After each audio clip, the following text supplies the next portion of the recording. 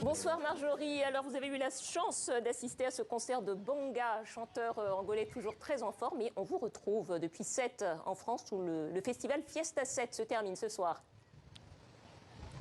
Oui Dominique, c'est la dernière soirée qui commence ici même dans quelques instants sur la plage de La Ola. Alors c'est une soirée spéciale DJ 7, hein, ça tombe bien. Alors je le rappelle, hein, depuis 25 ans, Fiesta 7 fait danser les spectateurs sur les musiques du monde entier avec une thématique chaque jour. Hier soir c'était les musiques tropicales au sens large avec un invité mythique, vous le disiez, le chanteur angolais Bonga, hein, vous avez vu les images. Alors à 79 ans, Bonga, il a vraiment mis le feu. Du coup, avec Guillaume Gouet, on est allé à sa rencontre lui poser quelques petites questions sur sa très très longue carrière. Alors, vous avez sorti plus de 40 albums, vous avez plus de 50 ans de carrière.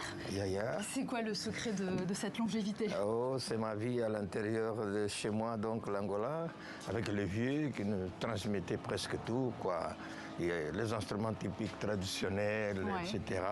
Enfin, c'est la vie. Les premiers 23 ans de vie, c'était intensive, vraiment. Aïe, aïe.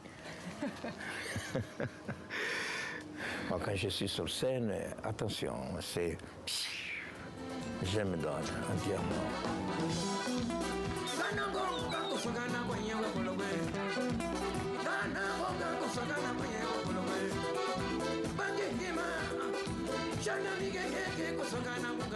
Alors votre dernier album parle beaucoup de vos souvenirs d'enfance. Oui, oui, oui. Moi, je n'ai pas vécu dans un building de 5e, 10 étages, non. C'était une maison, comme ça.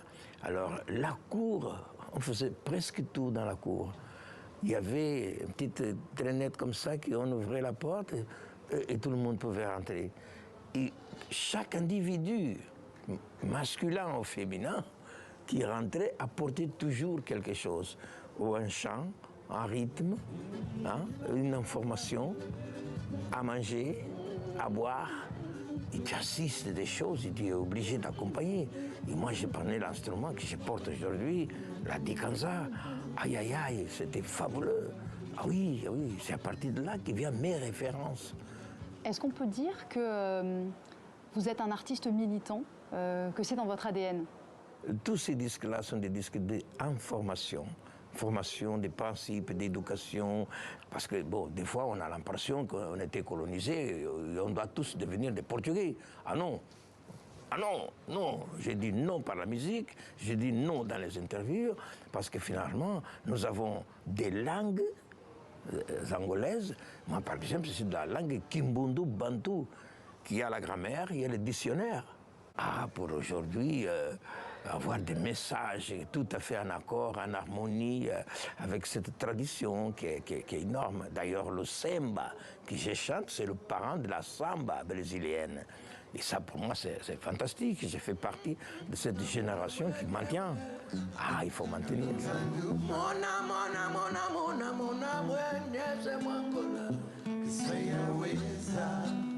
Zambi wangi pane mona mwe mona mona kana bena baebe mona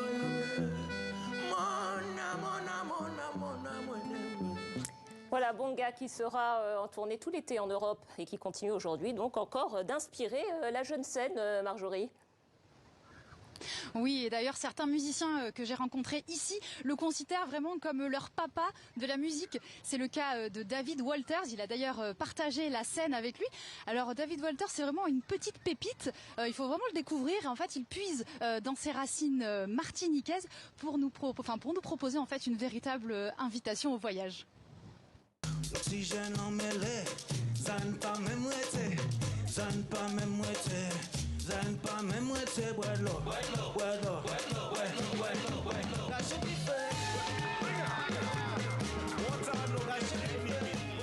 Aimé Césaire donc, disait la Martinique, c'est ma mère et l'Afrique, c'est ma grand-mère. Et voilà, ma musique, c'est un mélange d'Afrique et de Caraïbes. Les gens disent que je fais de la musique soleil.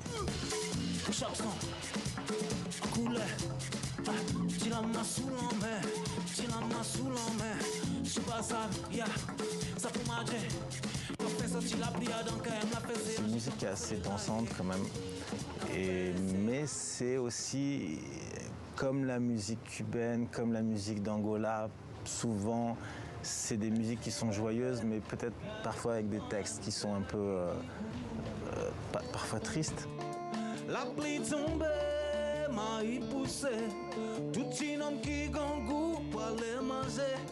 On nous dansait pétro, on nous dansait mambo.